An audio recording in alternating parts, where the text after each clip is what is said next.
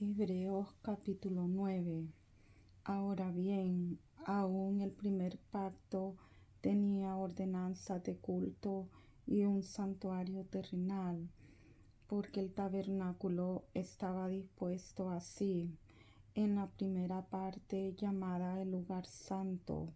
estaban el candelabro, la mesa y los panes de la proposición.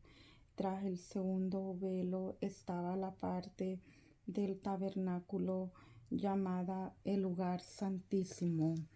el cual contenía un incensario de oro y el arca del pacto cubierta de oro por todas partes, en la que estaba una urna de oro que contenía el maná, la vara de Aarón que reverdeció y las tablas del pacto, y sobre ella los querubines de gloria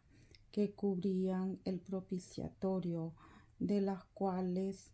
cosas no se puede ahora hablar en detalle. Y así dispuestas estas cosas, en la primera parte del tabernáculo entran los sacerdotes continuamente para cumplir los oficios del culto, pero en la segunda parte solo el sumo sacerdote una vez al año, no sin sangre, la cual ofrece por sí mismo y por los pecados de ignorancia del pueblo, dando el Espíritu Santo a entender con esto que aún no se había manifestado el camino al lugar santísimo, entre tanto que la primera parte del tabernáculo estuviese en pie, lo cual es símbolo para el tiempo presente, según el cual se presentan ofrendas y sacrificios que no pueden hacer perfecto en cuanto a la conciencia al que practica ese culto, ya que consiste solo de comidas y bebidas, de diversas abluciones y ordenanzas acerca de la carne, impuestas hasta el tiempo de reformar las cosas. Pero estando ya presente Cristo, sumo sacerdote de los bienes venideros, por el más amplio y más perfecto tabernáculo, no hecho de mano, es decir, no de esta creación, y no por sangre de machos cabríos ni de becerros, sino por su propia sangre, entró una vez para siempre en el lugar santísimo, habiendo obtenido eterna redención. Porque si la sangre de los toros y de los machos cabríos y las cenizas de la becerra rociadas a los inmundos santifican para la purificación de la carne, cuanto más la sangre de Cristo, el cual mediante el Espíritu eterno se ofreció a sí mismo sin mancha a Dios, limpiará vuestras conciencias de obras muertas, para que sirváis al Dios vivo. Así que por eso es mediador de un nuevo pacto, para que interviniendo muerte para la remisión de las transgresiones que había bajo el primer pacto, los llamados reciban la promesa de la herencia eterna.